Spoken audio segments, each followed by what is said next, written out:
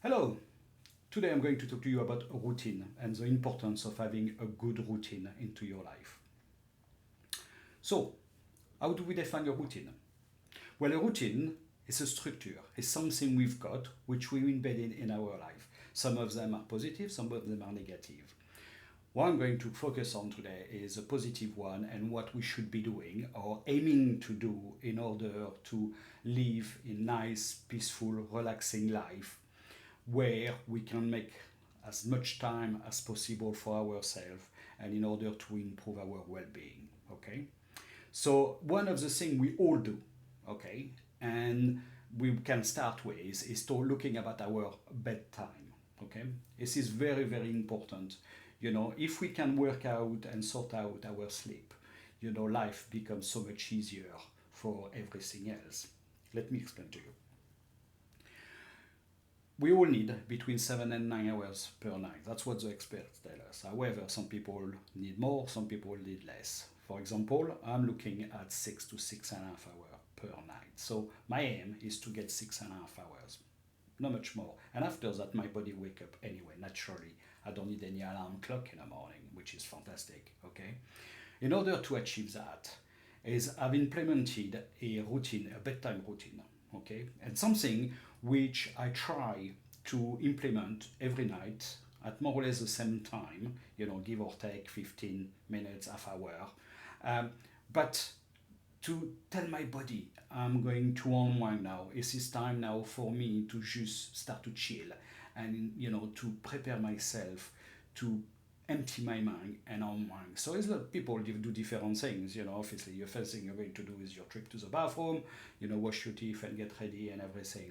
After that, ideally, you want to go to bed, you want to go somewhere where you can turn all the electronics off, all the device, and start to unwind, remove the blue lights. We talk about the screens, So pick up a book, do a bit of meditation. Some people do a bit of yoga, and that's maybe for 40 45 minutes before you can say, well, okay, now the night lights are going out.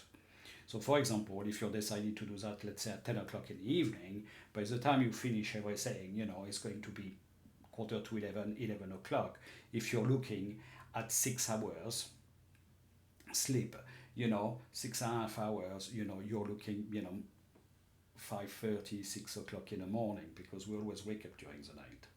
But having a good sleep and sorting out our sleep is much easier than you think.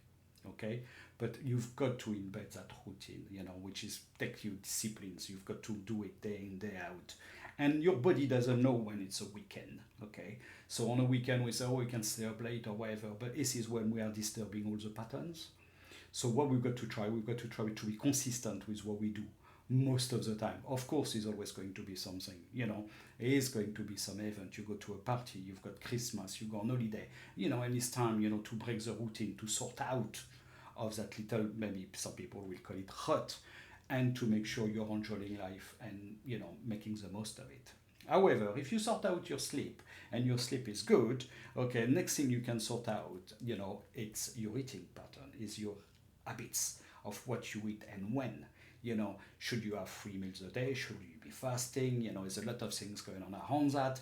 Whatever, works for you. Obviously, it's going to be somebody who's more active will need more time, but so on and so forth. So it's to have your routine and see how you're working at it. You see, it's all about having a structure in your life, which sometimes we run away from it, for whatever reason. Yeah, we get a little stress, the time is running away from us and whatever, and everything, just disappear, and, we'll end up in a bit of a pickle.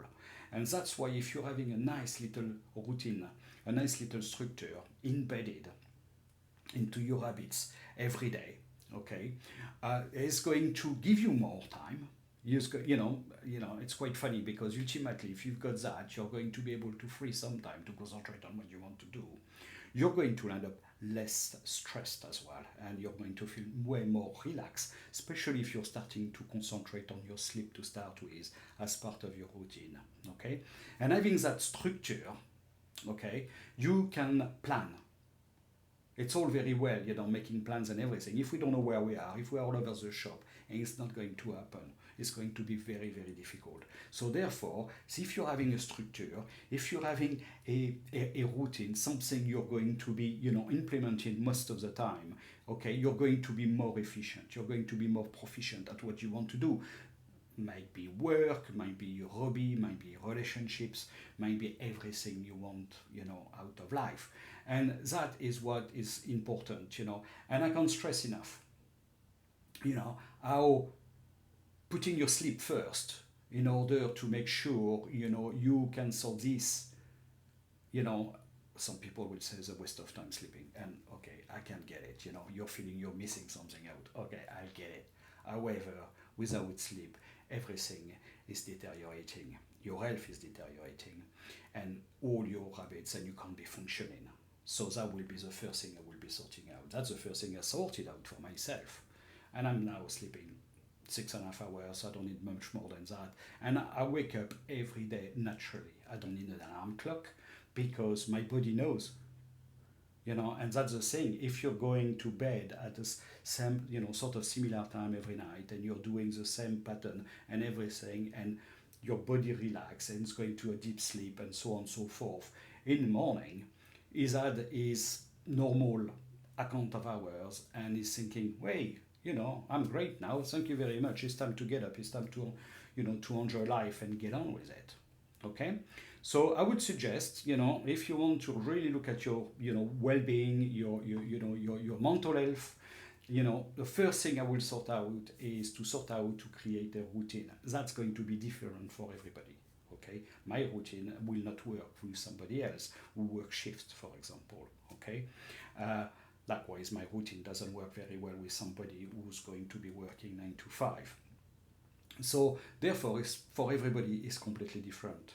And what I suggest is you make a list. You make a list of what you need to do day after day, week after week, on average. Okay, it's always going to be some ups and downs and things to be doing and things which are popping up. You've got to be somewhere else or wherever. You've got that meeting who's been called in.